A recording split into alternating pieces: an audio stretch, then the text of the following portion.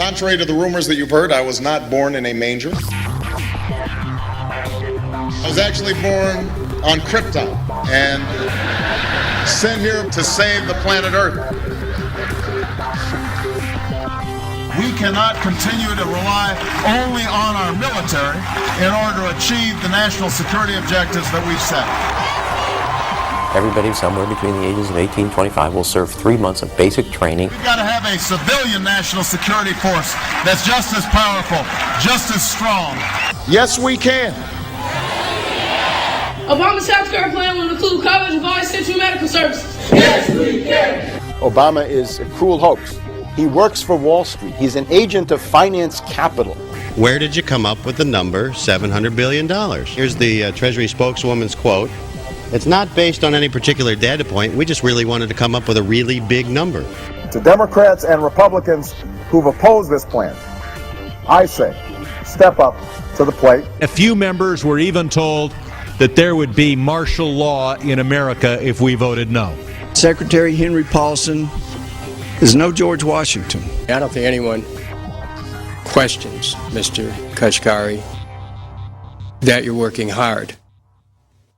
Our question is who you're working for.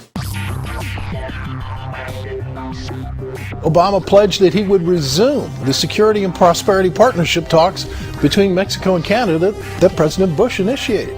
The old boss is starting to look a lot like the new boss. Robert Gates is going to remain on the job as defense secretary for at least a year. Plenty of sources knew about this meeting, told us and others that it was at Hillary Clinton's house, but clearly it wasn't. We've got to give them a stake in creating the kind of world order that I think all of us would like to see. We see you causing a depression so you can blow out the economy and consolidate it and bankrupt it. We know that you are enemies of free humanity, and we are here standing against your tyranny.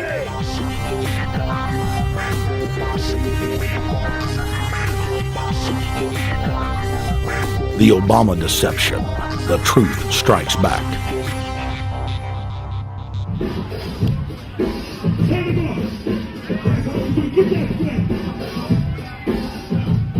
Barack is like the manager of Burger King. All presidents are, including Bush. It's like this: when your fries are cold, if your burger is not done right, you go back to Burger King, America, or your government, and you say, my burger's cold, I want new fries. First, you go to the cashier, that's the courts. You argue to the courts. The courts, if you can't get no justice with the cashier, you say, let me see the manager. I want to go to the Supreme Court. I want to see the president. The manager comes out. Hi, what can I do for you?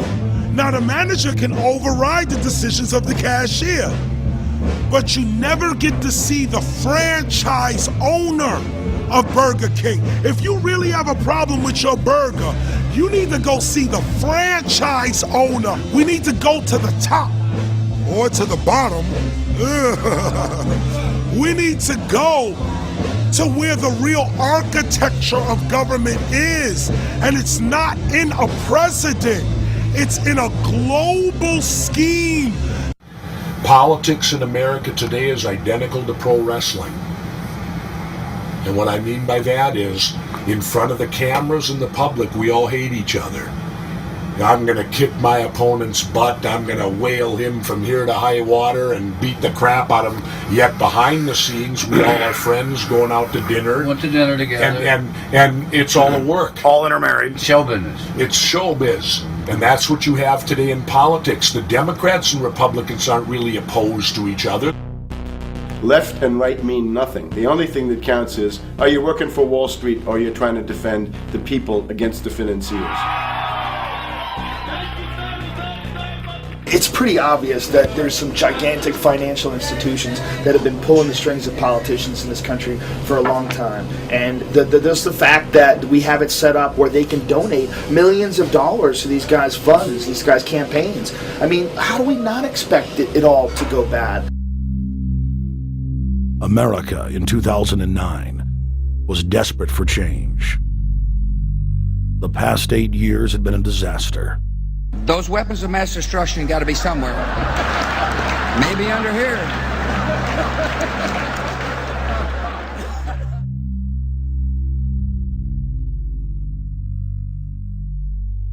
George W. Bush, who had claimed to be a conservative, had tripled the size of the federal government, shredded the Constitution, and destroyed the image of the United States worldwide. Nope, no weapons over there. Endless wars, over 1 million dead Iraqis, and more than 5,000 dead U.S. troops. The Patriot Act, warrantless domestic wiretapping and spying, the end of posse comitatus, the rise of the treasonous North American Union, a deepening recession sliding towards total economic collapse. These factors and other abuses had the American people in a state of panic for their future and the very existence of the United States. The elite were in trouble. The people were beginning to see through their facade, past their front man, and to the ruling elite behind the throne. For the first time in U.S. history, both parties were universally hated. Congress had a 9% approval rating. The globalist agenda had stalled. And then, onto the scene came a man who promised change. Change we could all believe in. Barack H. Obama promised to end the war and bring our troops home fast. He pledged to uphold the Constitution and to stop the federal government from spying on the American people. Candidate Obama told American workers that he was going to get them out of NAFTA and GATT, and he's already breaking those promises. In this film, we will prove that Obama says one thing and does another, and that he works for the very same elite interests that Bush served, the very interest engineering the financial collapse and formation of a dictatorial world government. This film is not about left or right. It is nonpartisan. Our past documentary films are among some of the most damning indictments of George W. Bush and his administration that have ever been made. If humanity has any hope of effecting real change for the better, it will not come from the Madison Avenue false reality makers who have cast Barack Obama as the savior of the world. To alter our course from tyranny to liberty, to defeat the corrupt elite, we must get past the puppets and confront the real power structure of the planet. Now we can see a new world coming into view. A world in which there is the very real prospect of a new world order. Webster Griffin Tarpley is an accomplished geopolitical analyst and historian. Among his scholarly works are the unauthorized biographies of George Herbert Walker Bush and Barack Hussein Obama. Since Bush the elder made his speech at the United Nations back in September of 1990 talking about the New World Order, I think I've become confused about what's actually going on in the world. The New World Order is a more palatable name for the Anglo-American world empire. It's the planetary domination of London, New York, Washington over the rest of the world. It's hard to get people to join that or think they have a part in it if you call it the Anglo-American world empire. If you call it the New World Order, then people in India or someplace like that or the European Union might think, well, there's something in that for us too. But that's not what it is. It's the Anglo-American New World Order. It's really the old world order. It's the British Empire morphing into the American Empire. The U.S.-British world empire is what you're going to get. Combines of powerful men have always battled with each other over the levers of power. Gerald Celente is recognized as one of the world's foremost trends forecasters and is the founder of the Trends Research Institute. People that are knowledgeable know that the fight that this country has been waging since its inception is for the central bankers not to take over the country. And that's why people like Andrew Jackson were elected. And that's why people revere people like Thomas Jefferson and others.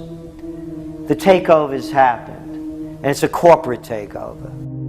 Agents of the Bank of England attempted to assassinate President Andrew Jackson on multiple occasions because of his resistance against a private central bank being set up in the United States. And it was something that Abraham Lincoln warned. And this is, by the way, why I believe he was assassinated. This is the Lincoln quote.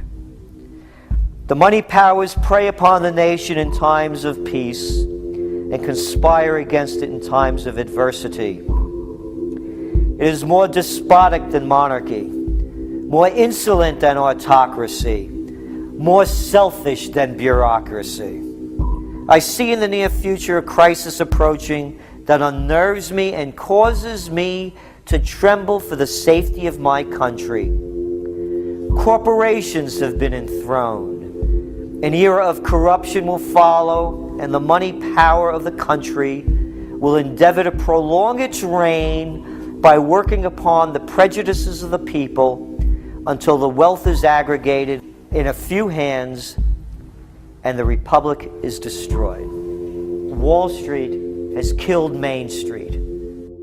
So I know how unpopular it is to be seen as helping banks right now, especially when everyone is suffering in part from their bad decisions. I promise you, I get it.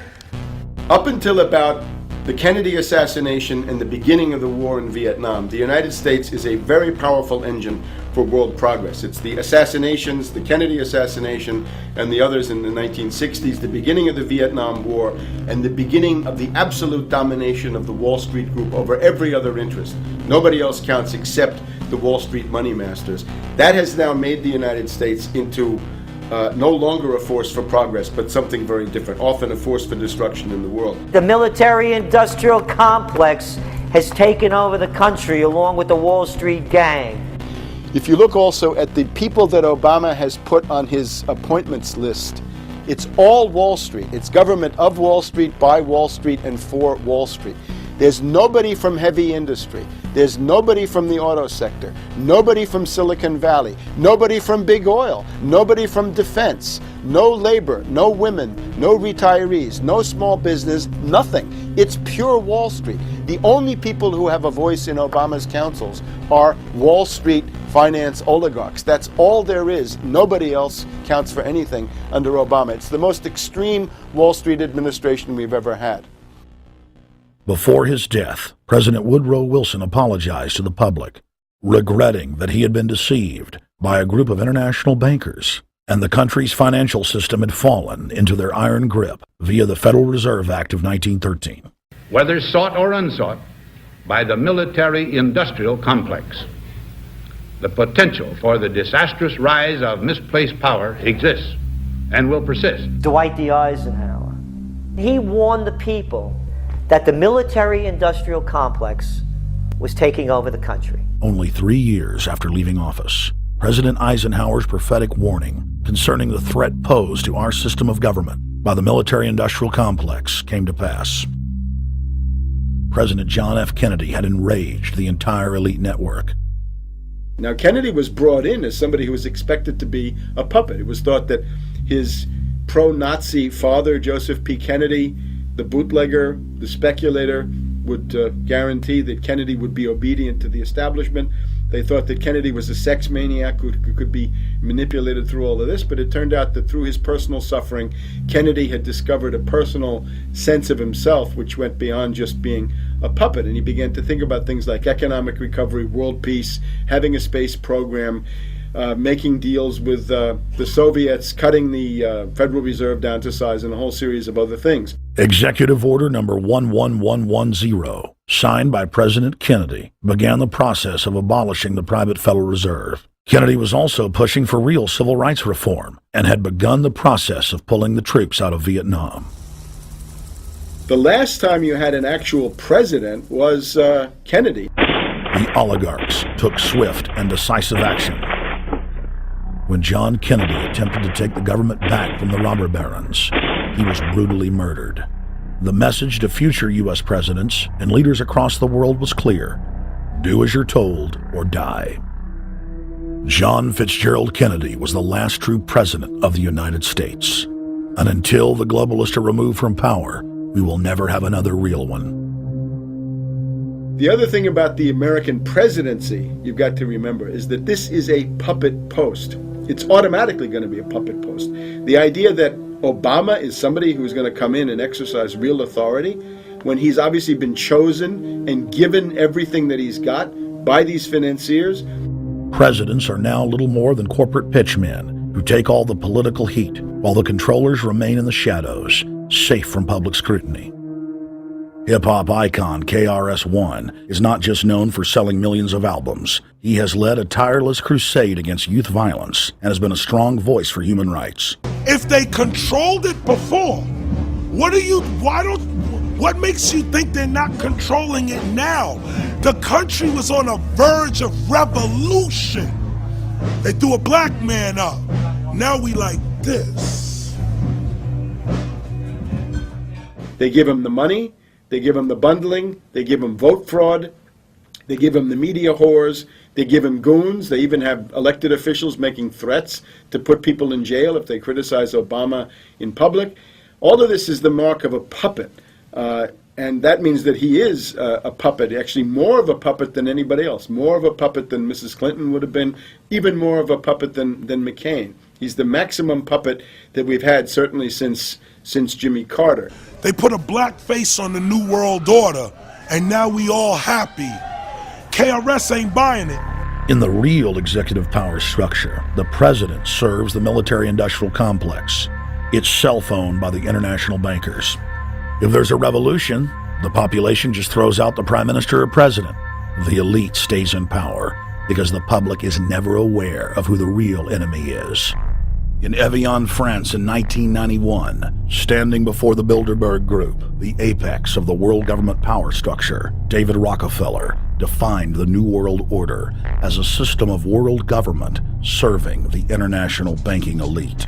For decades, the banker-owned media would attack anyone who dared to warn the public that a dictatorial world government was being constructed right under their nose, and that national sovereignty was being deliberately destroyed. And now, after years of denial, the media and the elite themselves are proudly announcing that not only is world government real, but it is the answer to the financial crisis that they carefully engineered. Suddenly, the Wall Street Journal tells us that the North American Union is here, and that getting rid of the dollar for a common currency with Canada and Mexico is good. The Financial Times of London, published by a member of the Bilderberg Group, crowed that a dictatorial world government had been kept in the shadows for our own good, and that it was now time for it to emerge from behind the curtains of national security. White House Chief of Staff Rahm Emanuel stated on record that they can't let this crisis go to waste.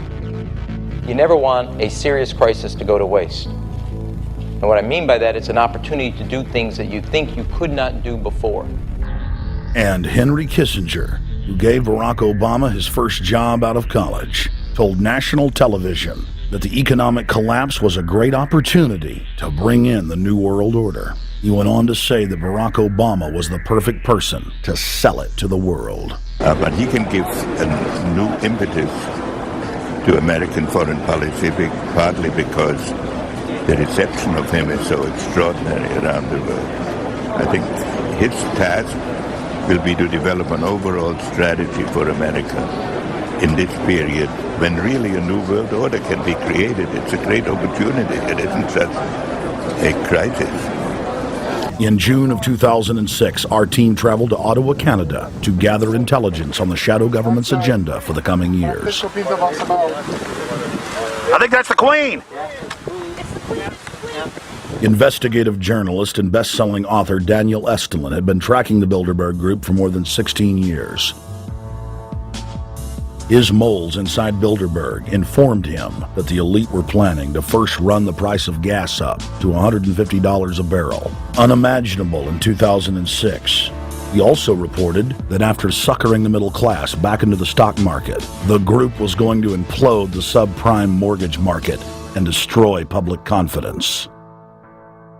Well, one of the things that we're getting from this morning's conference was about the energy crisis, the price of oil. The afternoon conference, which started about 4 o'clock, 4:30, they were talking about one of the American delegates, I wasn't told who exactly it was talking about the the concern that the American citizens have had with the housing prices going down, so they're not investing that money. So what they needed to do is they needed to create the illusion that everything is going well. So what they're going to do over the next year and a half is to bring the market back up to 1998, 1999 levels.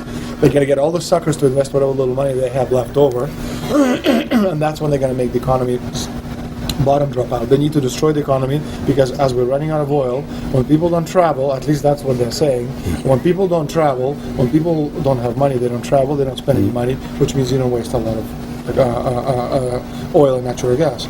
That's the afternoon. So how does this source, just ballpark, so you have the sources. Well, actually, there are two people who are members of the Bilderberg Club. It's actual members. They're members of the Bilderberg Club who for years and years and years have been going and participating in all the conversations, and they've always been dead on, always. And last year they said the oil prices are going to go up to 150. At the time it was 39, went up to 76, basically doubled. If it doubles again, it's going to be back to where these people They attack Iran, it will it on.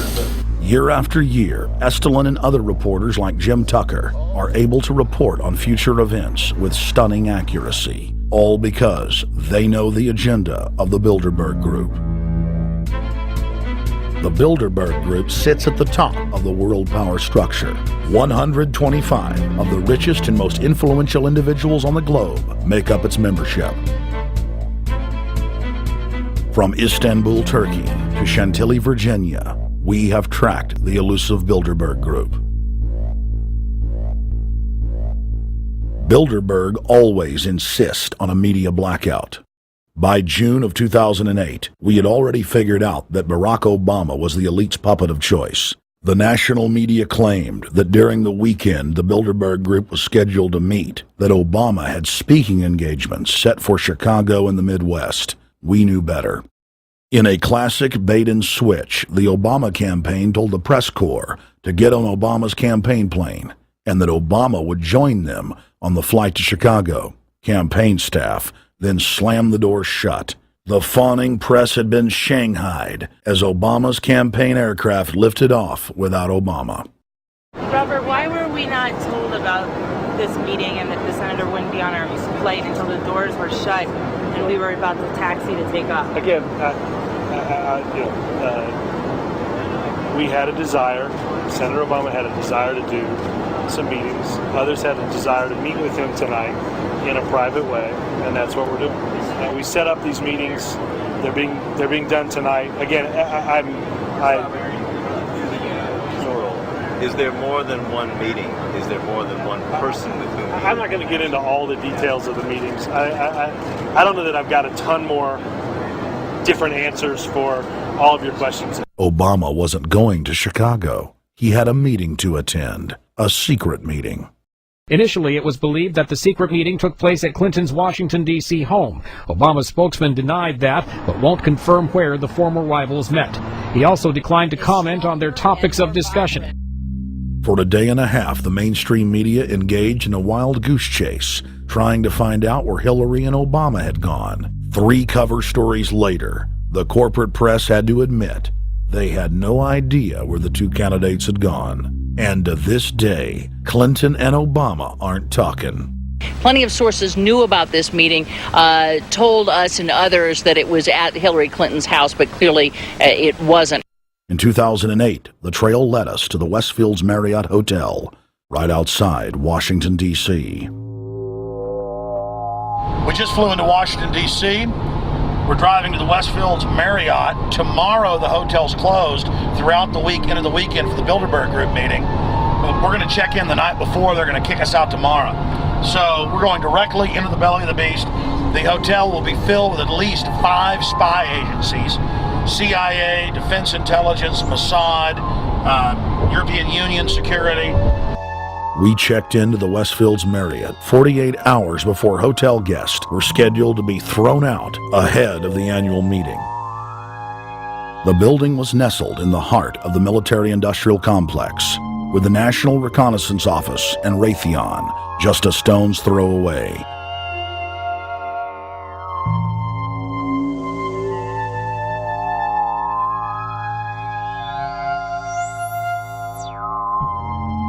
The plan tonight is to try to not get arrested, dodge the security, get in there, get some footage of the elite arriving in the morning, because some arrive before they officially lock it down, and then getting out of the building. That's our plan. I'm also going to be getting a call by a international syndicated radio show, Coast to Coast AM with George Norrie, and all week he's getting briefings from me every night about things as they develop.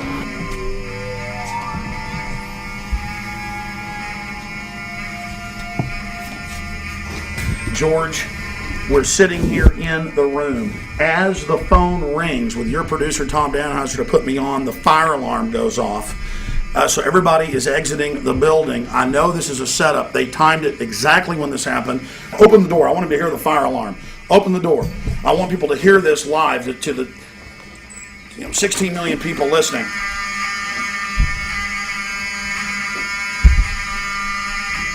George, do you hear that? Now, they're going to use this as an excuse. The Westfields Marriott, right outside D.C. in Chantilly, they want to use this to flush us out of here. They're very upset. Everybody that covers Bilderberg, I was detained 2 years ago, interrogated, screamed at. They said Bilderberg was upset about me, wanted to stop us. This is guaranteed. Everywhere we go, we're followed. We have another hotel across town as a base of operations. They were there questioning us, getting in our faces. We're being followed everywhere. I need everybody's support right now. I pray to God they don't try to set me up. They may have tried to concoct this as some way to say, look, they didn't leave during a fire drill, assessing me knowing I would stay and do the interview. But again, the moment the phone rang with Tom Danheiser, the moment the phone rang, the guys answered it, I'm standing there, the alarm goes off. It's going off right now. The guests are exiting the hotel out there. Of course, there's no fire. This is just absolutely insane. I noticed, too, that there was over 100 security people here today, but tonight we got back and it was a total ghost town, and this is what's insane. We have a security guy walk up to us 30 minutes ago, about 25 minutes ago, before this happened, and said, "What are you guys doing?" We said, "We're just walking around checking out the artwork in the hotel," which we actually were admiring, but we were also going around getting some footage. And they said, "Well, no cameras allowed." We said, "Fine." And then he said, "Yeah, we had somebody do a fire alarm a few weeks ago, and me and Rob, my camera guy, were going, why is he telling us about a fire alarm?" I forgot that part, George. These bastards have done this. I don't know how. They're planning to try to set us up or something, but this is incredible. We are here in the middle of this right now, George.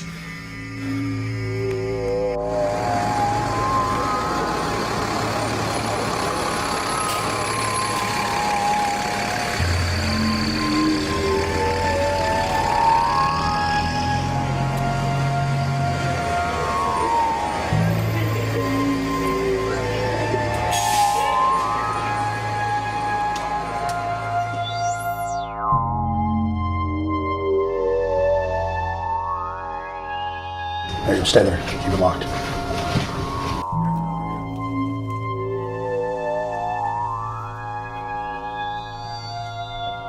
Let's go.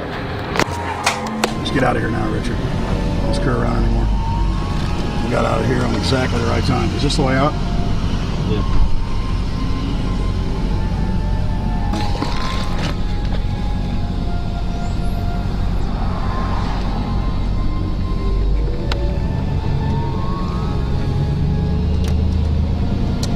Car up behind us.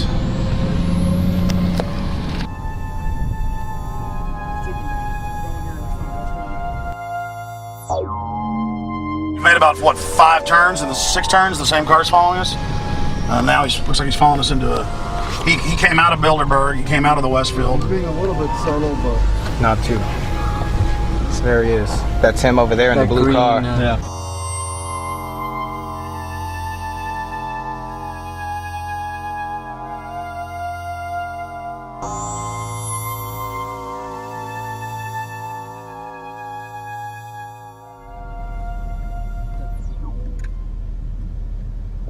We're headed back to the Marriott here in Chantilly, Virginia, the scene of Bilderberg 2008. We successfully infiltrated the last day and a half inside, got out with some great stuff. We've been tailed, and now we're going back to cover the dignitaries, the elitists, as they arrive. And right now it's the prime time for them to start arriving for the next 3 or 4 hours. We took about a 30-minute break. I'm sure we missed a few, but it doesn't matter. So we've got scores of people that just organically are listeners, info warriors that are out here taking action.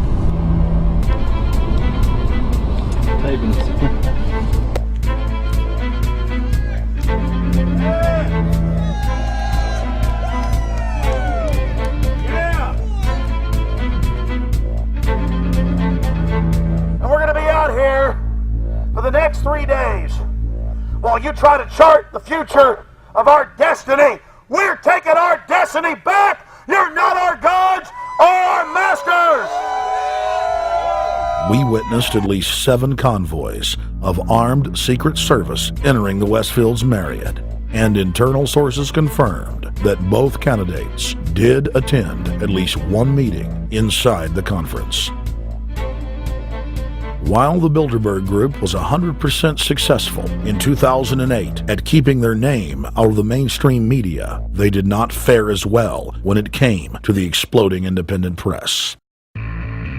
During the entire 2-day event, anti-New World Order protesters and alternative media encircled the hotel. You are being exposed everywhere! From David Rockefeller, from John Edwards, from Bill Clinton. Your game of secrecy is over! You're gonna play game. It's up close, you piece of filth! You piece of trash! This is Bernanke, man! Bernanke, you're going down!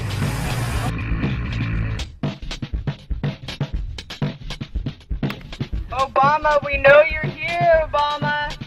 You cleared your schedule for the next 3 days. We know you're in Virginia. Arch criminals! New World Order scum! We are not your slave scum!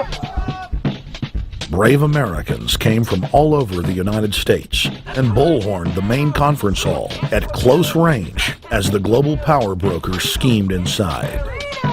You are criminals!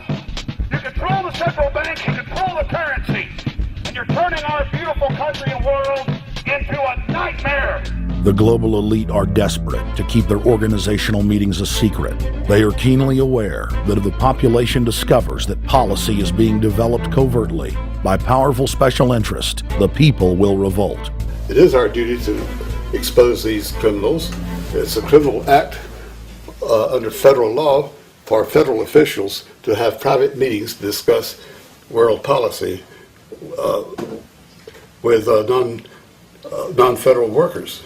So everybody from the State Department, Treasury Department, White House, Defense Department, and others who show up, as they always do, they're committing a criminal act simply by being here to attend a secret meeting with officials from other countries to discuss U.S. policy in the world. So literally it's a criminal act. And every newspaper, every broadcaster has a patriotic duty to expose these scum and the evil they project. The election primaries served as a great diversion, while the true future course of the nation was being set behind closed doors. You've got, obviously, the Bilderberger Group, founded by the former Nazi Prince Bernhard of Holland.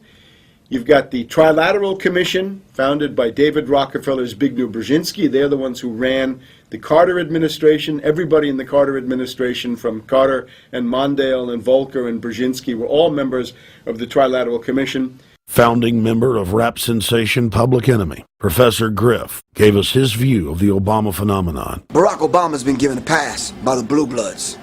He's been given the okay by certain secret societies for them to let him in. I truly believe imperialism and fascism needs a facelift. And that facelift is going to have to be black.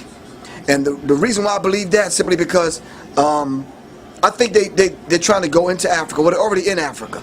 But they want to totally control all the natural minerals that they're going to need to carry themselves into the 21st, 22nd, and 23rd centuries. You follow me? So I think they have to go through a phase of galvanizing the masses of dark-skinned people that truly believe that change needs to come, but the change that they're talking about is not necessarily change for the better as far as the masses of the people. It's probably a better change for them. It's not going to change for us, the little man on the totem pole. And no one looks at the agenda. As long as he positions himself right, have the right tie on, have the right smile, repeats the slogans over and over and drives it home, the average American is just going to swallow it hook, line, and sinker. And we don't even know what the agenda is. Writing in his 1964 book, With No Apologies, Senator Barry Goldwater said, The Trilateral Commission is intended to be the vehicle for multinational consolidation of the commercial and banking interest by seizing control of the political government of the United States. The Trilateral Commission represents a skillful, coordinated effort to seize control and consolidate the four centers of power: political, monetary, intellectual, and ecclesiastical. What the Trilateral Commission intends is to create a worldwide economic power superior to the political governments of the nation-states involved. As managers and creators of the system, they will rule the future. Bilderberg issues executive decisions and prime directives to its subdirectorates for implementation. The Trilateral Commission takes the Bilderberg Group agenda and executes it through regional roundtable groups throughout Europe, Asia, and the Americas. The Council on Foreign Relations serves as the managing roundtable group in the United States sector. The Council on Foreign Relations has dominated every administration since the days of FDR. The way in which they make policy and rule is that they are a polycentric oligarchical system. You have to be a finance oligarch. Remember, this is not a society ruled by generals, not by priests, not by bureaucrats, not by demagogues, none of those, but by bankers. Bankers rule, and the bankers set up these institutions. They set up things modeled on the Royal Institute for International Affairs, Chatham House, and the Milner Round Table of the period right after the Boer War, so even before World War I. You had the British setting up these round tables, institutes with publications and conferences, and this is how they make policy. Upon Obama's inauguration, members of the Bilderberg Group, Trilateral Commission, and CFR flooded into every position of power in the executive branch, replacing Trilateral Commission and CFR members who previously filled the positions during the Bush administration. When you look at the U.S. ruling class, you'd have to say that they're a really pathetic bunch of failures and bunglers. They are a miserable excuse for a ruling class, and that's one of the big problems we have. Is you go from Clinton to Bush to Obama. What stays the same is the ruling elite that gives these puppets the orders that they act on. And these orders are wrong-headed, let's say, to say the least. They're basically bankrupt. They're going to lead to the collapse of this civilization. What they're doing is using the existence of the United States as a formerly powerful nation-state to act out their Wall Street fantasies of world domination and maintaining their capital structures and maintaining their system of looting. And this can't be done. So the basic question is, they've hijacked our country and you got to take it back from them. You've got to drive Wall Street out of the government, and at that point you'd have a reasonable chance of getting back to prosperity and some kind of peace and order in international affairs. We had a chance to speak with economist and author George Humphrey. They have created a power elite, and we're not talking about the millionaire down the street. You can't even be a member of their club unless you're a multi-billionaire. And friends, this is not about rich versus poor. This is about a very, very small handful of the worst criminal element on this planet, manipulating and destroying the good people of this nation and of this world. About this Obama with change. Look at the people he's put in to mastermind the economic recovery. Larry Summers. I love it. Every time they talk about Larry Summers, he's always brilliant. He's another brilliant one.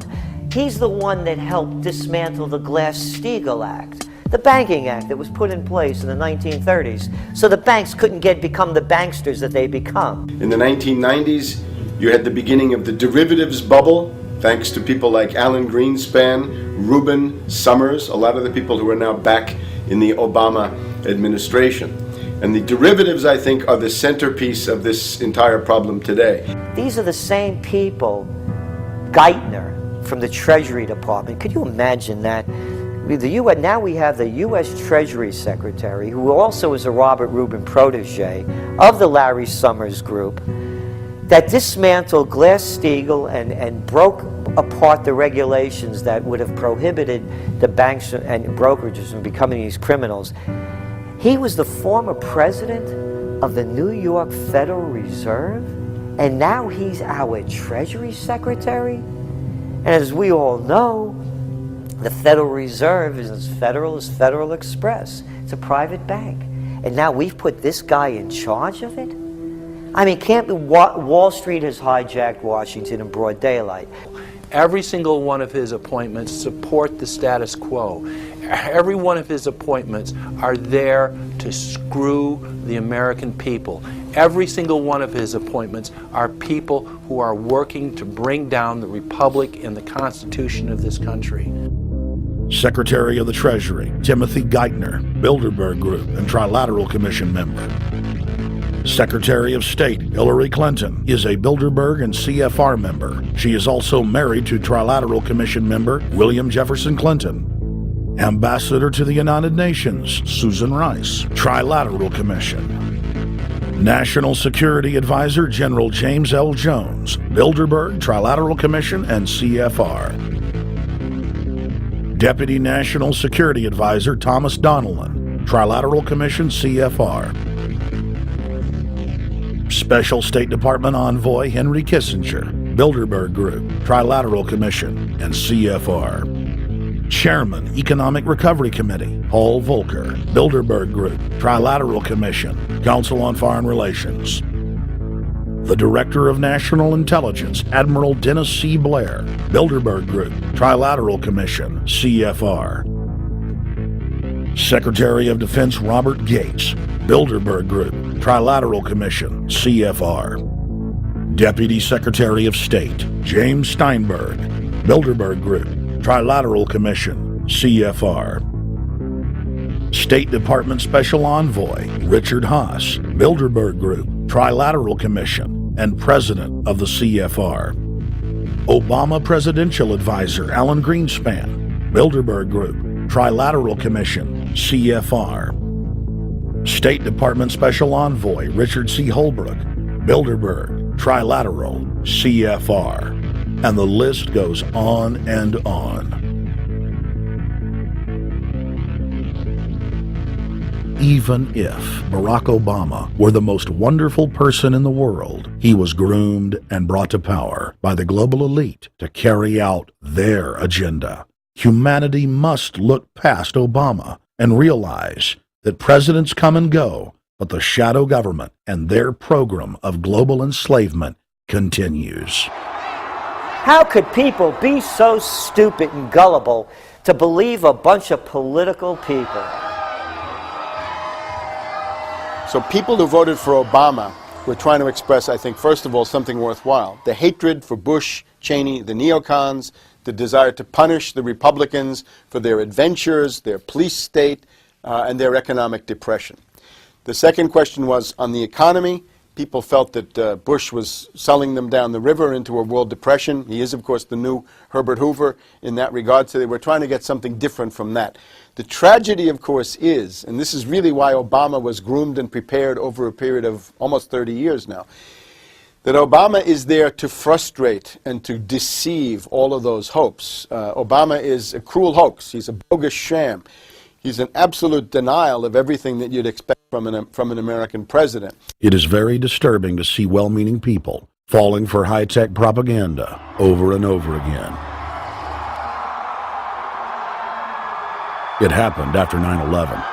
The American people en masse were swept into a mob psychology, irrationally throwing their common sense to the wind and doing whatever the administration told them to.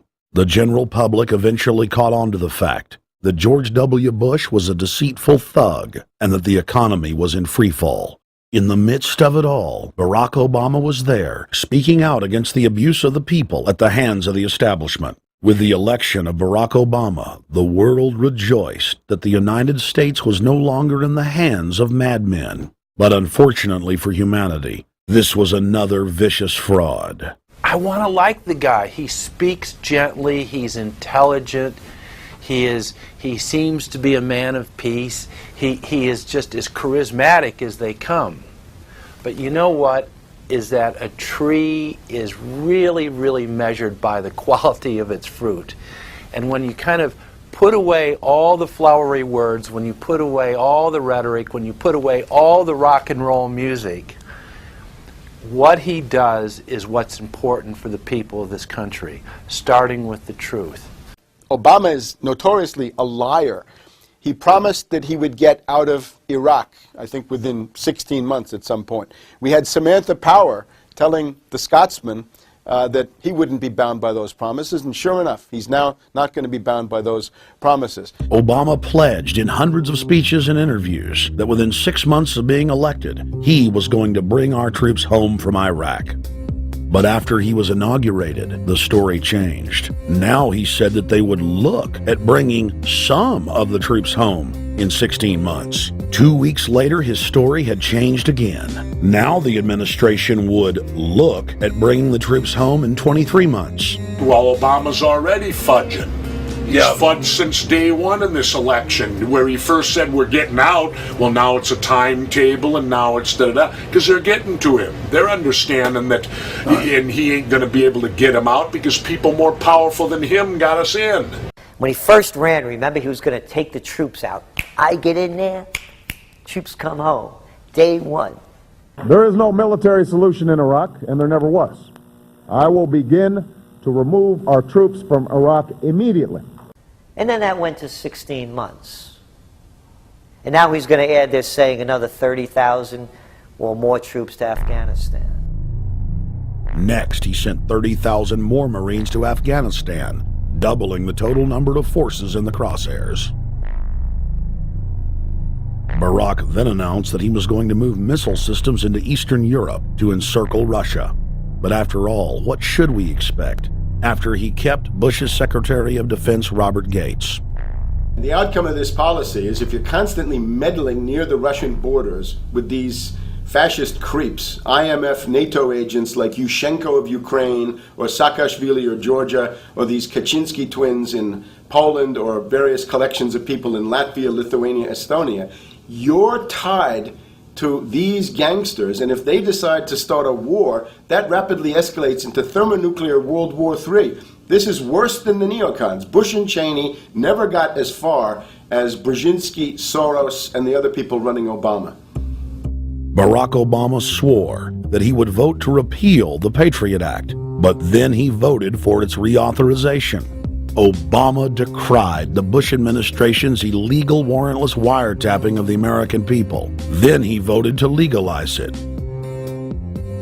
Obama pledged that he would filibuster any attempt to give retroactive immunity to the telephone companies, the telecom companies, except he then turned around and voted for that bill. Most people don't know, for example, that he voted to reinstate the Patriot Act and more government wiretapping. Candidate Obama told desperate factory workers in speech after speech that he was going to renegotiate NAFTA and GATT to make it more fair for American workers. It is absolutely true that NAFTA was a mistake. But then his campaign was caught sending out memos to top corporate leaders, telling them not to worry and that it was just campaign rhetoric. We had Obama saying, you know, I'm against free trade, I don't like NAFTA and all those free trade sellouts. We had Austin Goolsbee going to the Canadian diplomats and saying, don't mind him, he's just popping off, that's just election era rhetoric, doesn't mean anything. Presidential candidate Barack Obama was publicly criticizing the North American Free Trade Agreement in a bid for votes, but privately telling Canadian officials not to worry about it. He said that he was going to bring us peace in the Middle East. He said that he was going to bring us transparency and a balanced economy. He said that he was going to not have lobbyists. He said he was going to clean up government. He said he was going to work for the environment. And point by point by point, within the first month of his inauguration, he has lied and deceived and cheated the American people. The people of the United States and the world were filled with hope that Obama was the real deal when in his first week in office he signed an executive order supposedly closing Guantanamo Bay and other secret prisons. Then the press actually had a chance to read the executive order and were shocked to find that the executive order only said that Obama was thinking about closing Guantanamo in a year. But worst of all, the executive order continued the practice of rendition which the LA Times called secret abductions. They don't know. They think that he's signed off immediately on closing Guantanamo, but he's allowing prisoners now to be taken to foreign countries and not knowing where they're sending them and to be tortured in foreign countries. They don't know that they kept that provision in there. Obama is now continuing the practice of secret arrest, secret prisons, and most importantly, indefinite detention without trial. When a British High Court said that it was preparing to release secret British and U.S. torture orders that prove that the Bush administration was ordering personnel to systematically abuse detainees, Barack Obama threatened to cut off all U.S. intelligence ties to England. To add insult to injury, he stated that the program was important to national security, not only endorsing Bush's crimes, but continuing them. Obama voted for a reinstatement of the Patriot Act. And by his early deeds already, again, as we saw with the issues of retention, he's willing to send people that have been charged with nothing to be tortured to so-called get the truth out of them. If the makers of this film attempted to cover all of Obama's lies, this documentary would never be released because there are new ones every day. So in the interest of time, we're going to cover one more big one. Barack and his handlers made the cornerstone of his campaign, keeping lobbyists and donors out of his administration. Within hours of being elected, Obama did a 180 and filled the White House and federal government with lobbyists and donors at all levels. Obama picked William Lynn, the top lobbyist for Raytheon, to fill the number 2 position at the Department of Defense. Timothy Geithner, former president of the private Federal Reserve Bank of New York, was picked by Obama to be Secretary of the Treasury. Geithner promptly crammed the Treasury Department full of lobbyists, like his chief of staff, Mark Patterson, formerly the top lobbyist at Goldman Sachs. Obama appointed top lobbyist to the Saudi royal family, George Mitchell, as the lead Middle Eastern envoy. Obama appointed the king of Wall Street lobbyists, Leon Panetta, to head up the CIA. Obama tapped Tom Daschle, top lobbyist for healthcare firms, to run the Department of Health and Human Services, and the list goes on and on. Then, 3 weeks into his administration, Obama launched a new lie, more outrageous than the previous. With Academy Award-level conviction, he said that he was upset about the banker bailout, which his own chief of staff, Rahm Emanuel, another former Wall Street executive, had engineered.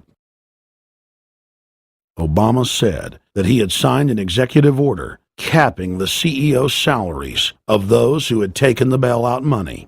There was just 2 problems.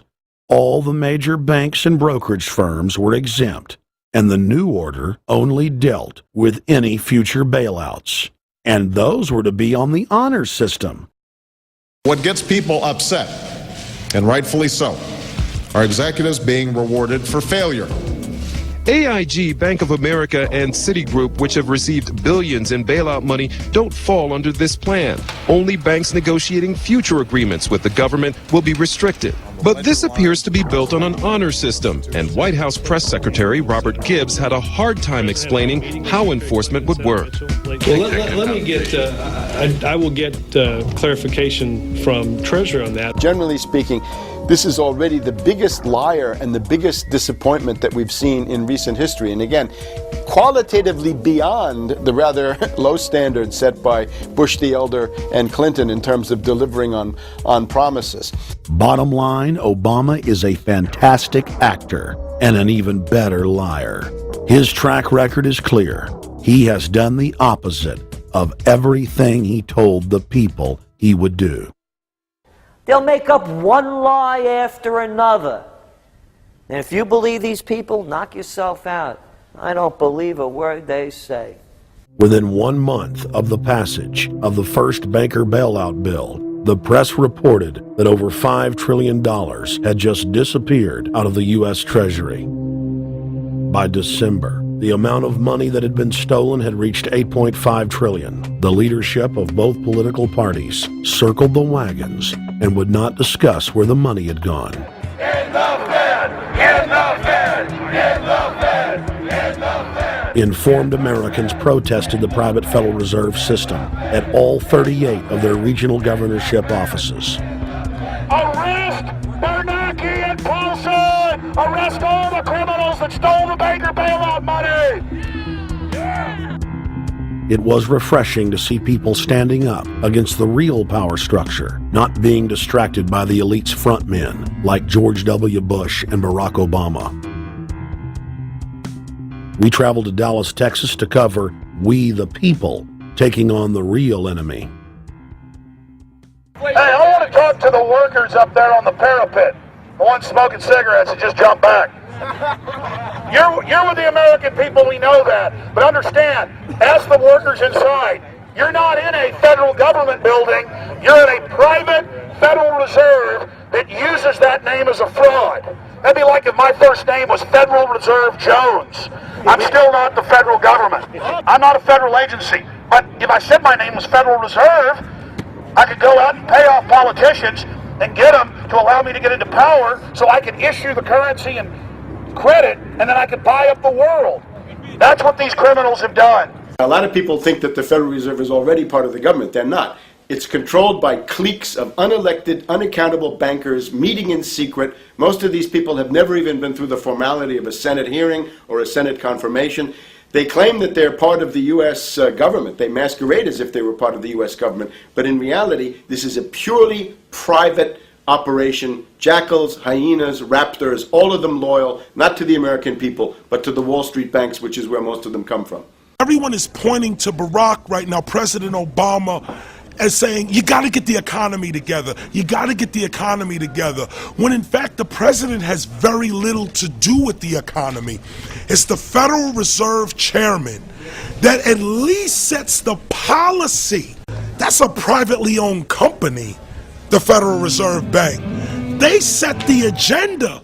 These guys are masquerading as a federal institution. They are a private banking consortium, and this is their front, their holding company. The Federal Reserve is not federal. It's a front for a private banking cartel. That's on record in congressional testimony, and they're the ones orchestrating the economic collapse we're seeing right now, so that's why we're here. While at the In the Fed rally outside the Federal Reserve Bank in Dallas, Texas, we spoke with Ron Paul's brother, Wayne Paul. 1913, the Federal Reserve Act was passed, floor of the House, where 3 members of Congress were on the floor. At that time, they only needed a majority of votes to pass it. So in 1913, the Federal Reserve Act was passed. 20 years later, 1933, under Roosevelt, the United States was declared bankrupt. And in 1933, the Federal Reserve Private Bank says, okay, USA, what are you going to pledge as collateral on the debt you owe me? What happened by 1936? Does anybody know? They had us turn their We instituted Social Security system, and you and I and our children and our children's children were pledged as collateral on the debt of our government to the Federal Reserve. Wow. And that's where we're at today. It took 20 years to make this country bankrupt, and since then, our government has operated under emergency powers of our government. It is not the president that makes the decision in this country. It's the Secretary of Treasury who turns around and is put in there by the Federal Reserve to manage the bankruptcy. We've been in bankruptcy ever since. So to print $700 billion and to give it away, how do they get away with it? The manager of the bankruptcy is told by the Federal Reserve this is the way to go. That's where we're at today. Yes, we should point out, Congressman Ron Paul now has a huge amount of sponsors for a bill in the House of Representatives to abolish the private Federal Reserve crime syndicate. In 1913, the money power of the country was taken away from the people. By constitutional privilege, it belongs with the Congress, but it was given up in the Federal Reserve Act. The Federal Reserve is no more federal than Federal Express, but yet it has the power to determine the direction of use of money in our economy. If we could take that power back and put the Federal Reserve under Treasury, we start to be in a position of being able to control monetary policy on behalf of the United States people. The Federal Reserve is totally private, and Alan Greenspan 2 weeks ago on PBS on Lair NewsHour said on record that they are above the law, the Congress, the President, everyone. No court can do anything. We run America. What is the proper relationship, what should be the proper relationship between a chairman of the Fed and a president of the United States?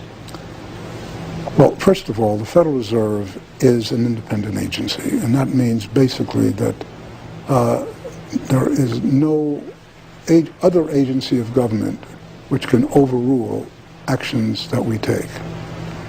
So long as that is in place and there is no evidence that the administration or the Congress or anybody else is requesting that we do things other than what we think is the appropriate thing, then what the relationships are don't frankly matter. Notice what Greenspan is saying. Greenspan is saying the Federal Reserve is beyond the law. And in reality, they are in practice beyond the law. Nobody, as far as I know, has ever audited the Federal Reserve. One of the first things we ought to do when we nationalize the Fed is go in there and find out the audit. Who stole money? Who engaged in corruption? There's a whole series of people going back to Volcker, to Greenspan, to Bernanke, and so forth. Think of the arrogance of private group of banks that have bankrupted the nation by design so they can repo the country.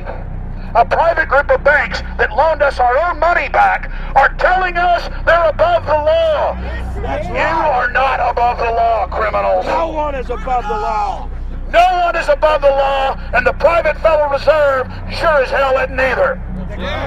Since the founding of the Federal Reserve back under Woodrow Wilson, the Federal Reserve has struck out 3 times. They didn't stop the crash of 1929. They didn't stop the banking panic of 1932, 1933. And now they are the cause of the derivatives crisis because they're the ones who inflicted derivatives on the world with Alan Greenspan. Instead of our economy being about goods and services and real products and manufacturing, it's all about these guys, the private Federal Reserve that masquerades as a government entity who controls the issuance of currency and credit. They're the ones that have cut off the liquidity in the market. They told us have a debt-based economy. Then they cut it off once they get us under their thumb and implode the economy so they can consolidate it. And that's what they're doing right now. I mean, it's in their own documents, it's in their own statements. They claim, give us unlimited power, give us trillions of dollars with the Baker bailout bill that's already $5 trillion, not $850 billion as they say. And we'll get the economy going, but they're hoarding the money and buying up other banks that aren't part of the Federal Reserve, buying up insurance companies, buying up roads, infrastructures, media empires, defense contractors. What the banks do is they implode an economy by cutting off credit, and then once things really fall to a low, and they know the low because then they buy everything up and start then putting more money back into the economy, and then they build it back up. So they build us up and then shear us, build us up and shear us. And they're getting ready.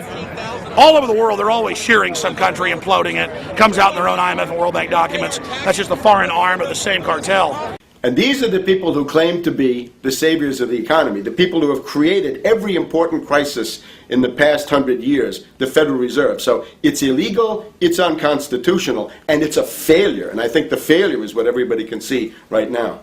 Yeah, what they do is they make you think Clinton's evil in running things, then, oh, Bush will save us, and then, oh, Bush was evil, now we'll be saved by Barack Obama, but he's just a puppet. But as we get deeper into this phase, when they implode the economy, they have all the money and all the control, but they also like to pose as the savior. So Obama is meant to be the savior during the Depression, and he'll save us with a 1 million person, he said, is bigger than our military, domestic spy force, a 3 million person environmental spy force. So giving people these jobs to be government bureaucrats and spies to go out and manage the other 290-something million Americans.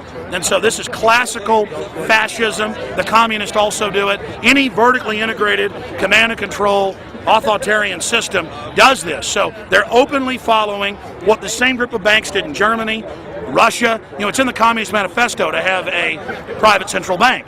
because the private central bankers actually wrote the ideas that they had Marx and Engels put out. People go, well, why would the banks want communism? It doesn't exist. They rape us, they consolidate us, they put us into work brigades, they make us slaves, and they say it's a people's paradise. Look at it, boy, you're really doing good. And then they transfer all the wealth of the nation offshore. The globalists are outside all the nations. That gives them safety, and they play countries off against each other. And so that's what we're facing and dealing with. And so they're bringing in classical, hardcore tyranny in the U.S., but we have the internet. We've grown our numbers. The alternative media has exploded. That's what they're trying to move in to shut down and regulate and tax the web, but it's too late for them. They're playing in the 19th century, 20th century rules. It's 21st century, the century of resistance to tyranny. And so it's going to be one hell of a fight with the people and free humanity on one side and the New World Order on the other. And every one of you out there counts, needs to be involved in this fight like nothing you've been involved with before, because this is life and death. Everything depends on exposing these people. Everything depends on showing the people that this is the New World Order, this is the criminals. We're dealing with the king rats here, the people that are carrying out tyranny worldwide. And either they fall or we fall. Either worldwide darkness and a new age of tyranny and oppression with a scientific overlay, or a new age of liberty and freedom and a new renaissance. The choice is the people's out there. Okay, we can tell you what's going on. You can check it out for yourself and find out it's true. But don't wait. Investigate now. Get involved now. Go out there and reach out now. We don't have time. If you're looking for the solution, look in the mirror. Look right into the mirror, because you out there, men, women, old, young, black, white, doesn't matter. It's going to be up to you if they win or if liberty succeeds and the people have a chance of having any future. These are cold-blooded eugenicists. These are cold-blooded people who think they're God, think that they're our masters, that think that we're animals. These are the guys that funded Lenin and Stalin and Hitler and Mao. These are the guys, it's all on record, that bankroll this stuff. They are hardcore vicious, and they must be resisted. Up until about the Kennedy assassination and the beginning of the war in Vietnam, the United States is a very powerful engine for world progress. It's the assassinations, the Kennedy assassination and the others in the 1960s, the beginning of the Vietnam War, and the beginning of the absolute domination of the Wall Street group over every other interest. Nobody else counts except the Wall Street money masters. That has now made the United States into no longer a force for progress, but something very different, often a force for destruction in the world. That doesn't need to remain that way. The interest of the American people is to fight to take your government back from Wall Street and make the United States a force for progress in the world, which we easily could do if we could just break the power of the people behind Obama. The main banks of Europe, which were started by Adam Weishaupt and Rothschild, the Banque Nationale de Paris, the Bank of England, the Bank of Italy, have all financed the messianic and war leaders of the last 200 years. Napoleon, Lenin, Stalin. They backed Adolf Hitler. They backed Franklin Delano Roosevelt. And they are backing right now Barack Obama. The banking cartel had established a beachhead in 1913 through the Federal Reserve Act. In 1947, they set up a parallel shadow government through the National Security Act. From 47 on, the national security state began the long process of absorbing federal and state bureaucracies, while at the same time undermining the constitutional power of Congress and dominating the executive branch. By controlling the issuance of currency and credit, the private Federal Reserve was able to buy up most of the Fortune 500. And if a company wouldn't sell, the bankers would unleash federal regulators to run them out of business. Private central banks in Europe, the United States, and England took taxpayer money and loaned it at over 30% interest to third world nations. The bankers would then bribe the leaders of those countries not to pay back the loans. Their third world puppets would sign agreements stating that when the country defaulted, the banks would be given all the natural resources and infrastructure of the once sovereign lands. But worst of all, the countries would pledge future taxes paid by the people in perpetuity as profit to the private banks. By the year 2000, there were few nations that had not fallen to the designs of the money power. The globalists were now ready to start their final phase of world government takeover. the destruction of the Western nations' economies. To carry out their final takeover, they first removed banking regulations like the Glass-Steagall Act in the late 1990s. This allowed their front companies to issue unlimited credit to the world and to set up colossal Ponzi schemes, the likes of which the world had never seen. The scams were advertised by the controlled corporate media as completely legitimate. Because of the fantastic returns, private investors, corporations, state and local governments invested heavily. They had taken the bait, hook, line, and sinker. To destroy confidence, in late 2007, the bankers themselves began to badmouth the scams they had created. Next, the central bankers cut off the tsunami of fiat money that they had been using to pump up the bubble. When Congress and the public refused to write the finance oligarchs a blank check, the bankers began to engage in financial terrorism. They said that the world would go into another Great Depression unless their demands were met, further destroying confidence. The stock market instantly had its biggest one-day loss in history, but even that wasn't enough to force Congress to capitulate to the offshore banks. Senator Inhofe of Oklahoma and Congressman Brad Sherman of California, amongst others, told the world that the entire Congress had been threatened with martial law by the White House and the Treasury Department if they didn't pass the so-called banker bailout bill. The only way they can pass this bill is by creating and sustaining a panic atmosphere. That atmosphere is not justified. Many of us were told in private conversations that if we voted against this bill on Monday, that the sky would fall, the market would drop 2,000 or 3,000 points the first day, another couple thousand the second day, and a few members were even told that there would be martial law in America if we voted no. That's what I call fear-mongering. Unjustified. The final version of the bill was kept secret from the Congress until minutes before the vote on October 3, 2008. The Federal Reserve had promised total transparency, that every dime would be accounted for. To Democrats and Republicans who've opposed this plan, I say, step up to the plate. Let's do what's right for the country at this time, because the time to act is now. To prevent the possibility of a crisis turning into a catastrophe. After its passage, the public learned with horror that the bill was really a financial coup d'etat by Wall Street. The bill didn't just give $700 billion to the banks. It was a blank check. And as of February 2009, $9.7 trillion has disappeared into a black hole. Within 24 hours of its passage, Secretary of Treasury Henry Paulson said they were no longer going to use the money to unfreeze the mortgage market by buying bad debt. We went to Congress. Illiquid assets look like the way to go. As the situation worsened, the facts change. I will never apologize for changing an approach or strategy when the facts change.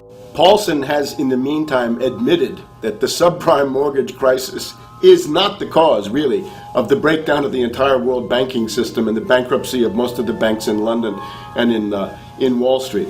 He said, we're going to buy up toxic assets, but we're not going to worry about subprime mortgages. What he's talking about is derivatives. Derivatives are the center of the crisis. He went on to say that where the money was going was a secret. I believe that banking institutions are more dangerous to our liberties than standing armies. If the American people ever allow private banks to control the issuance of their currency, first by inflation, then by deflation, the banks and corporations that will grow up around the banks will deprive the people of all property until their children wake up homeless on the continent their fathers conquered.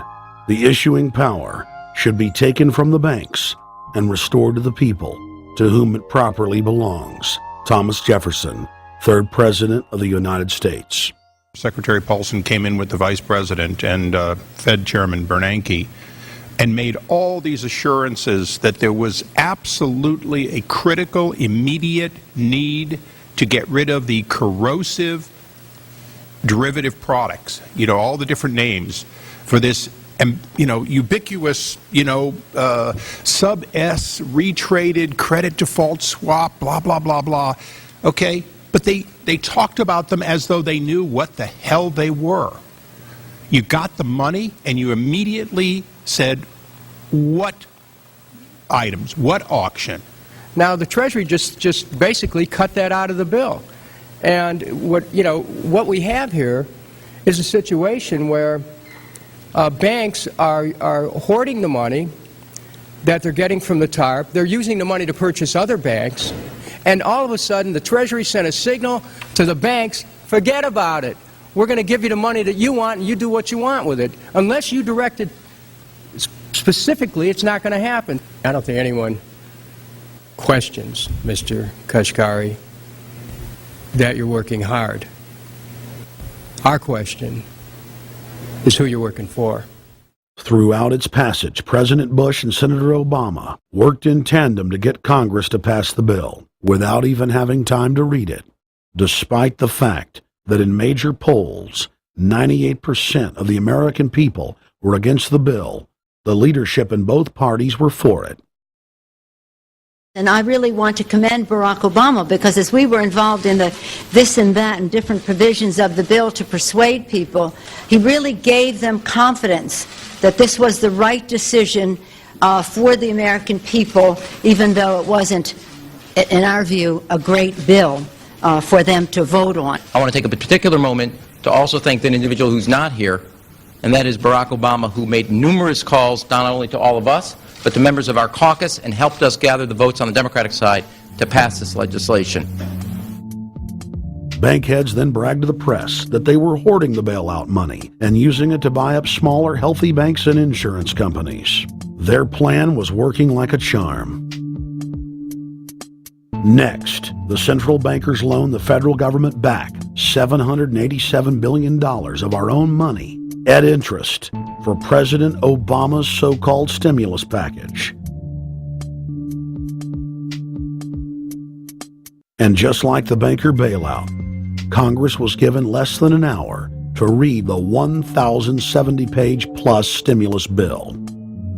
Barack Obama, who had pledged on the campaign trail to wait 5 days before a bill could be voted on so that the Congress and the people could have a chance to read it, said that the stimulus was too important and it had to be passed before anybody could see it or read it, or the crisis would turn into a catastrophe. Doing little or nothing at all will result in even greater deficits, even greater job loss, even greater loss of income, and even greater loss of confidence.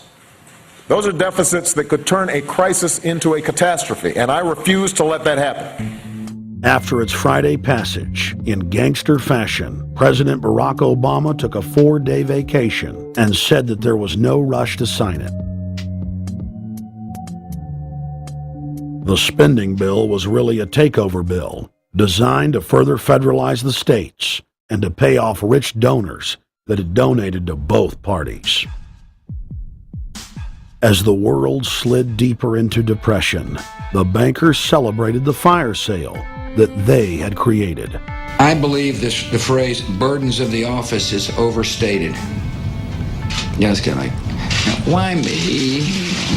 Oh, the burdens, Why did the financial collapse have to happen on my watch? It's just pathetic, isn't it? Self-pity. And I don't believe President-elect Obama will be full of self-pity. With their access to unlimited fiat capital, they could now buy up sectors of the world economy not already controlled by them. For over a century, the Anglo-American establishment had worked to bring the world system to this point. Artificially engineered global bankruptcy. In an address before the Trilateral Commission in June of 1991, David Rockefeller laid out the elite's ultimate goal. The supranational sovereignty of an intellectual elite and world bankers is surely preferable to the national autodetermination practiced in the last centuries. Now that the bankers were holding the world hostage, they issued their ultimatum. The only solution to restart the global economy would be to set up a planetary government ruled by a new Bank of the World. A Bank of the World owned and controlled by them. Suddenly, hundreds of prominent publications announced the solution: the people's only salvation. Time magazine, in an article titled "The New World Order," said that the new super bank would control the world's currencies and set interest rates, and that the new bank would, quote, knock the heads of bad countries like the United States. At a meeting of central bank heads and finance ministers dubbed Bretton Woods II, the plan for world government was unveiled by the very bankers that had engineered the collapse. Formerly sovereign countries would now pay their taxes directly to the banking cartel. Hundreds of new carbon taxes, controlling every facet of human activity, would only be the beginning. Now all the elite had to do was to sell the public on accepting the final phase of their takeover. And it's Obama's job to sucker the public into standing down so the bankers' agenda can move forward unhindered. Never before in U.S. history has the media gotten behind a president like they are behind Obama. The press has pulled out all the stops, bestowing a crown of infallibility upon Obama as the savior of the people. The elite are betting everything they've got on Obama's charisma and hoping that he can sell the world on their program of tyranny. Yes, there have been differences between America and Europe. No doubt there will be differences in the future. But the burdens of global citizenship continue to bind us together. A change of leadership in Washington will not lift this burden. In this new century, Americans and Europeans alike will be required to do more, not less. Partnership and cooperation among nations is not a choice. It is the only way. We've got to give them a stake in creating the kind of world order that I think all of us would like to see. In truth, Obama is not simply continuing George W. Bush's policies. He is radically expanding them. I thank President Bush for his service to our nation. This film has documented the painful fact that Barack Obama's agenda is the complete opposite of what he has claimed it to be.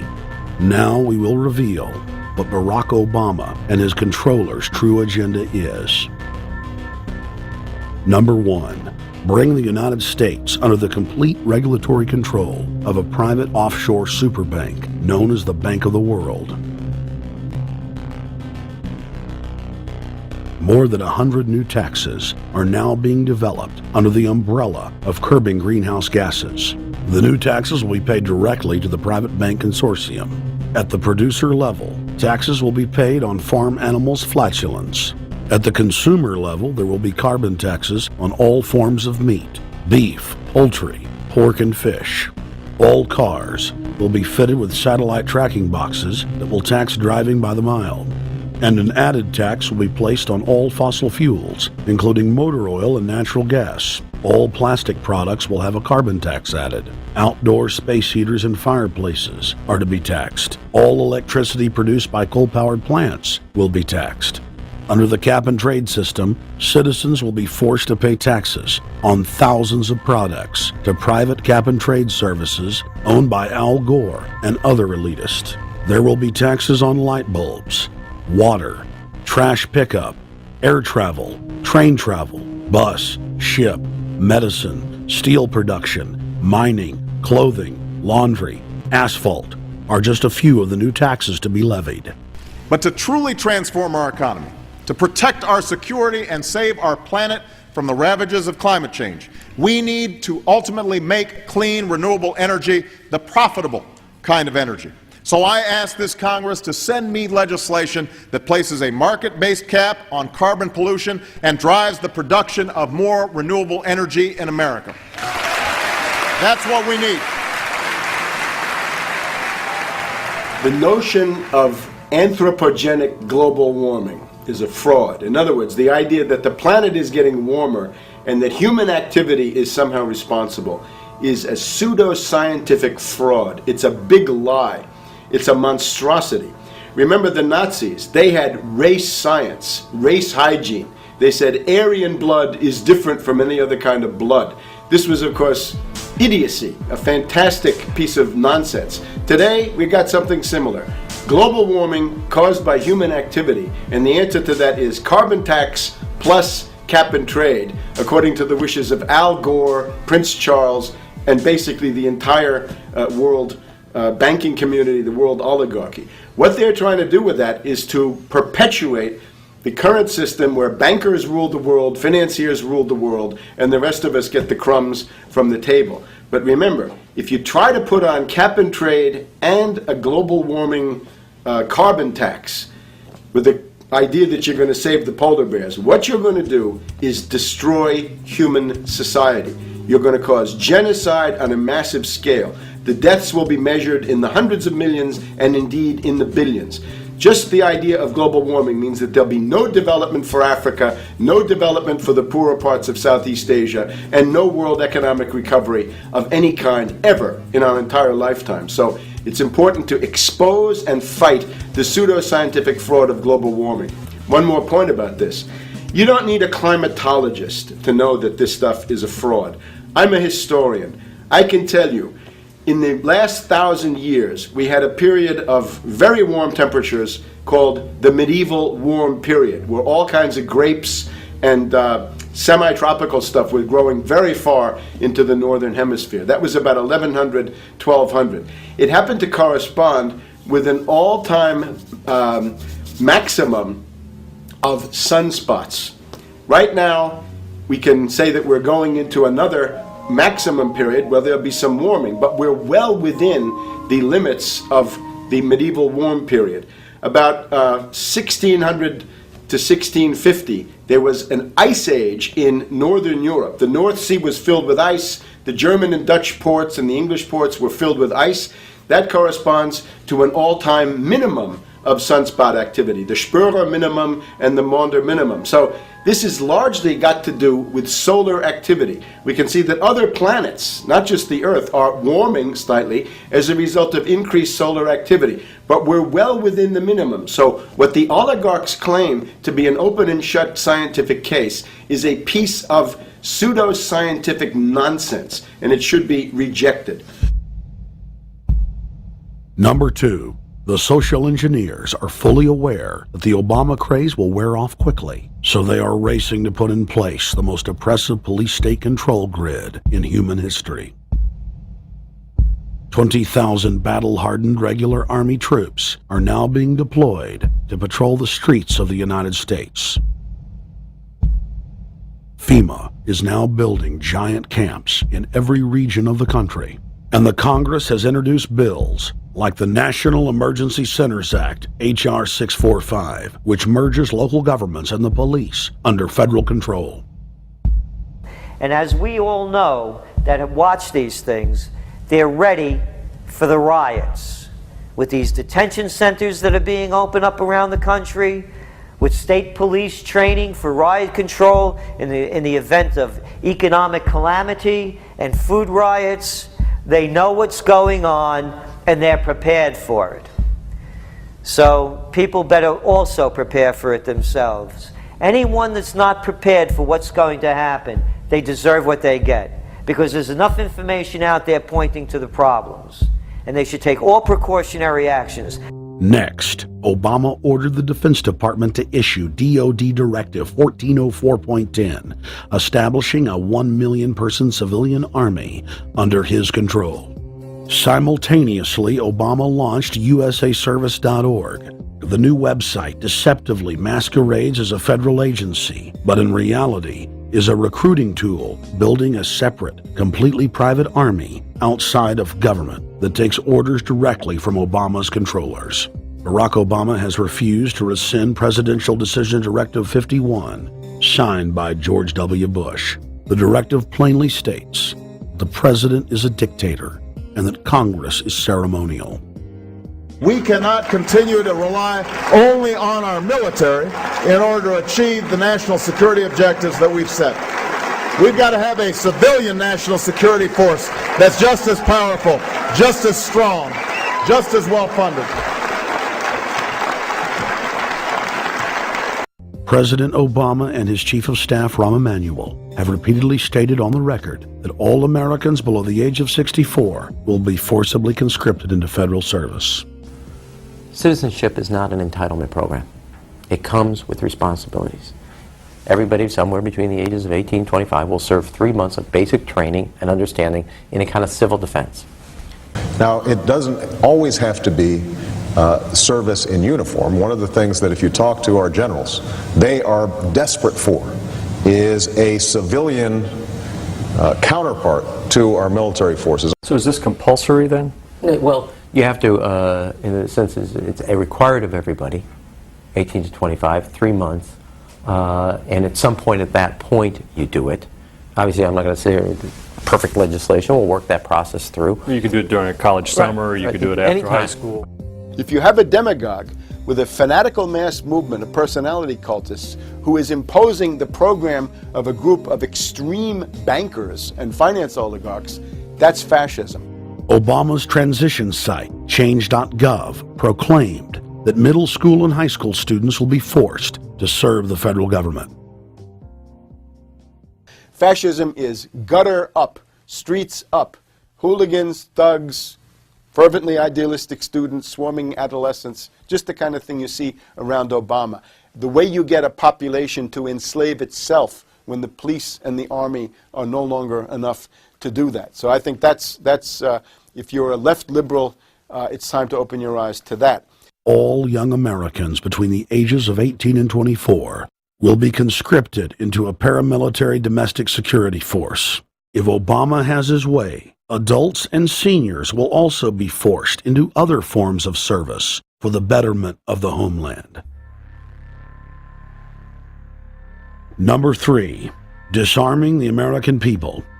Obama operatives in the Congress have introduced more than 10 bills that would end the Second Amendment as we know it. H.R. 1022 would allow the new Attorney General Eric Holder the dictatorial power to ban any gun he wishes at will. In 2008, before the Supreme Court, in the D.C. gun ban case, District of Columbia versus Heller, Holder argued for the complete disarmament of the American people and that only the military should own firearms. H.R. 257 would ban all youth shooting sports, including YMCA and Youth Olympic shooting clubs. H.R. 45 would force all gun owners to undergo federal psychological screening, registration, and testing to keep their firearms. White House Chief of Staff Rahm Emanuel has proposed the extrajudicial banning of any American on the fraudulent no-fly list from owning any firearm. That is, if you are on the no-fly list because you are known as maybe a possible terrorist, you cannot buy a handgun in America. Over 25,000 Americans are added each month to the no-fly list, which numbers over 1 million people who have not been charged or convicted of any crime. It's a case of mistaken identity for a 5-year-old boy from Normandy Park. He had trouble boarding a plane because someone with his same name is wanted by the federal government. King 5's Mimi Jung is live at SeaTac Airport to explain. Mimi. Lori, it's hard to believe that a 5-year-old could be considered a threat, but that's exactly what happened here at SeaTac last week when Matthew Gardner showed up for a flight to LAX. As 5-year-olds go, Matthew Gardner is about as harmless as you can get. But when he and his mom checked in for their flight at SeaTac last week, Matthew was considered the criminal. If you're on that no-fly list, your access to the right to bear arms is canceled because you're not part of the American family. You don't deserve that right. There is no right for you if you're on that terrorist list. And even though this Matthew Gardner is only in kindergarten, TSA workers still conducted a full-blown search. They searched all of our belongings. They took everything apart piece by piece. Nadia Counter says it wasn't easy being treated as a possible threat to national security. I picked up my child to give him a hug and tell him, it's okay, we're doing fine. And they reported to me that I was not allowed to touch him. He was a security risk, and they had to re-search me to make sure that I had not obtained any materials from him. Number 4, massive restrictions on the First Amendment guarantee of free speech. The President, Congress, and the FCC have announced plans to not only curtail speech on talk radio and newspapers, but to also regulate speech on the internet through the Orwellian-named Fairness Doctrine. The Obama machine is also pressuring Congress to pass draconian hate speech laws that will eviscerate the First Amendment. Number 5, they plan to further federalize health care so that the government can dictate what kind of care citizens receive. Modeled after the British system, this includes rationing care and restricting what procedures the handicapped and elderly are eligible for. Number 6, Obama is already pushing to expand the Department of Defense budget and to station more U.S. troops overseas to encircle Russia, China, Iran, as well as setting up bases in Africa under the pretext of humanitarian aid, and dominate and occupy Africa through AFRICOM. So we're taking your phone call, seeing what you think of Barack H. Obama. Is he a Judas goat? Is he a front man? Is he a betrayer? Let's go to Anthony in Georgia. Anthony, what's your take on Barack Obama? They put the face of Barack Obama as part of their public relations because it's like in the old folk tales about vampires. A vampire cannot force his way into somebody's house. It's against some kind of metaphysical law. So the vampire has to persuade the resident of the household to open the door and invite him in. So they're going to look at the peephole at Barack Obama, which looks like them and appears to be on their side. They're going to say, okay, here's my ally. Let me open the door and let me let this person in. And then Barack Obama is just, of course, a front man for the American empire, where he's going to have the entire U.S. Navy, the entire U.S. Army, and the entire U.S. Marines under AFRICOM command. And, of course, he's going to turn it into a new Iraq, and he's going to turn it into a new Afghanistan. Every operation that you see going on in Iraq and Afghanistan is going to propagate to the poor countries of Africa. And well, sir, I agree with you. They're looking to the people. They see a handsome, smiling African face. You know, he's all, hey, I'm from Kenya. And then it's a total bait and switch. But it's the same thing here in the United States where they would get sellout Native American chiefs to sell out their people. This is the oldest trick in the book. And he can also pacify the most downtrodden minority groups in the United States. And he's saying, hey, get ready for sacrifice. Get ready to lose your standard of living. They're like, yay, I love Obama. They could never get away with this with a John McCain. Obama basically does a couple of things. One is, again, this idea, kick the Chinese out of Africa, kick them out of Sudan where they get oil, kick them out of Zimbabwe where they get raw materials, start a civil war in Congo, another big source of raw materials. Al-Qaeda, an arm of the U.S. intelligence community, is now active in Algeria, Tunisia, Morocco. You've got a destabilization going on in Kenya around Odinga. That's Obama's cousin. This is a guy who has two children. They're Obama's niece and, nephew in a broad sense.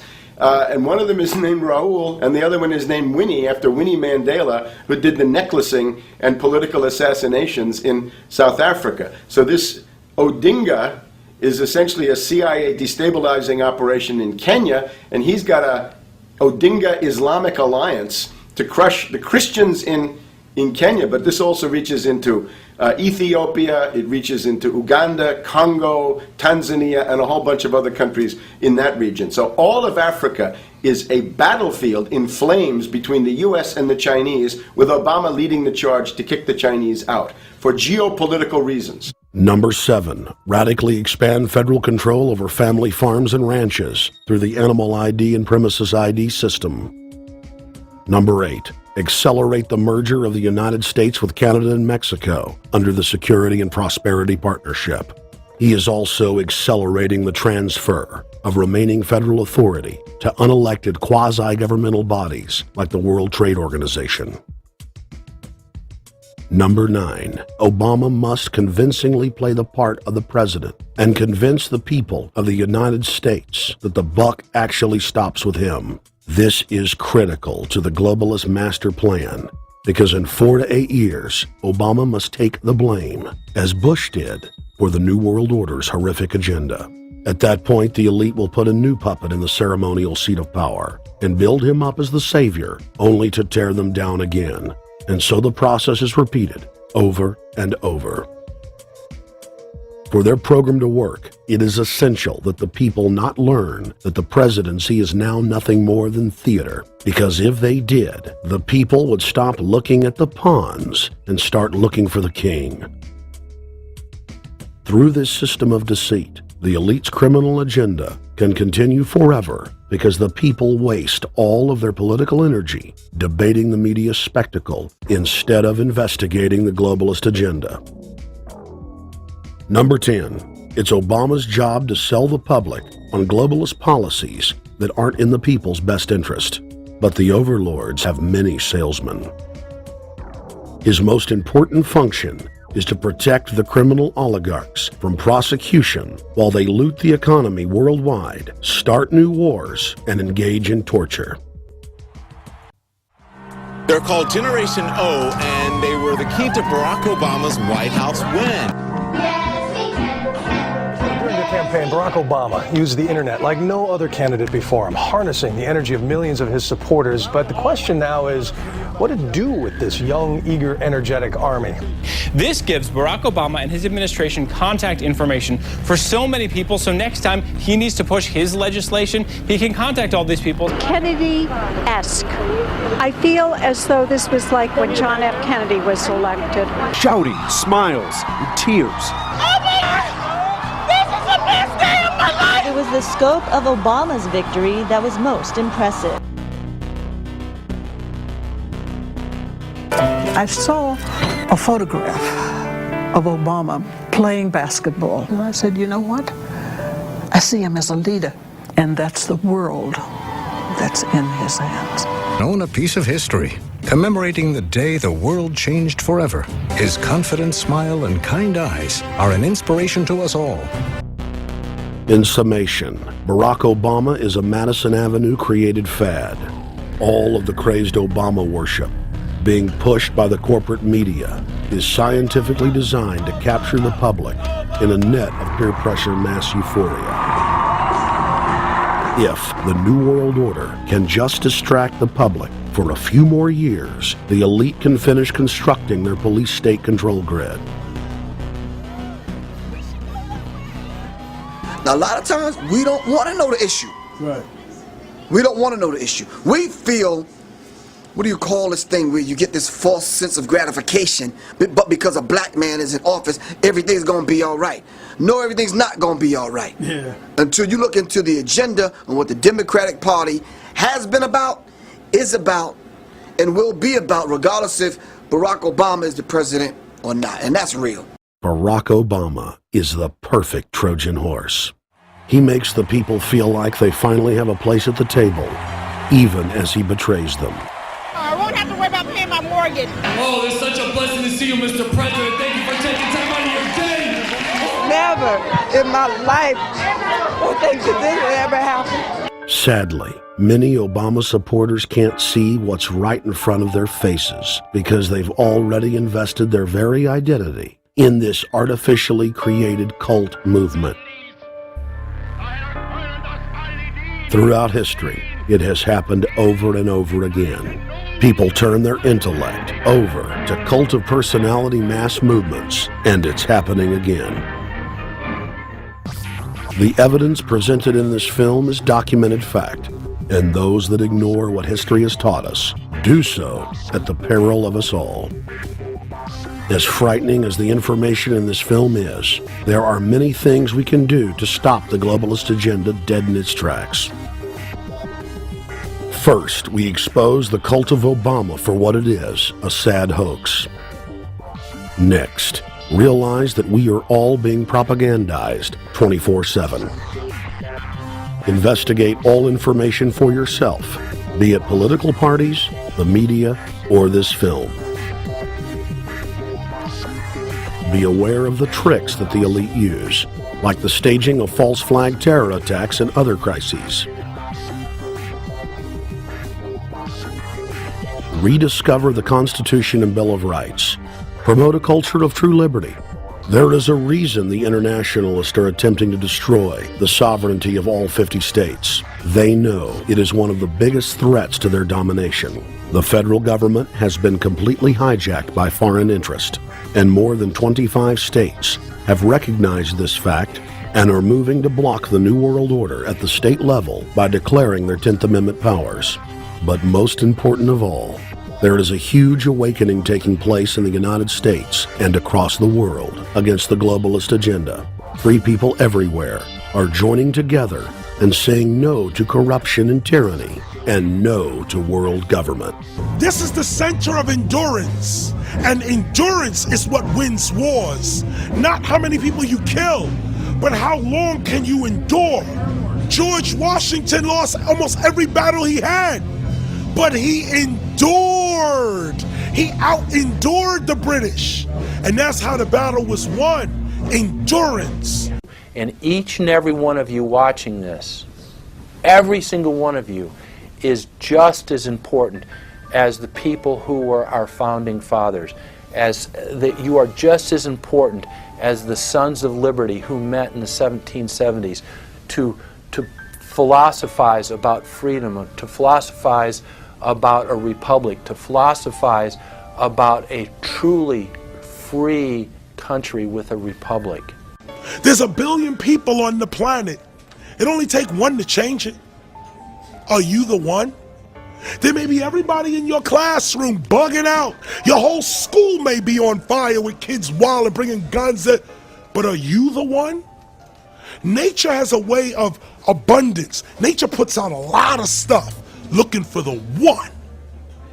So if you're going to go along with the trend of let's just kill each other, let's disrespect each other, then you're part of nature's plan as well, to be part of just the excess. But if you think more of yourself than just being the excess, you'll do more for yourself. Are you the one? Everybody's not gonna make it, but you have an opportunity to save yourself. Well, we don't have to look back thousands or even hundreds of years to see how dangerous this present day situation is. We can look back to Bolshevik Russia. We can see the takeover by the Bolsheviks talking about the people's revolution, talking about the positive change. And Lenin came in, and then Stalin.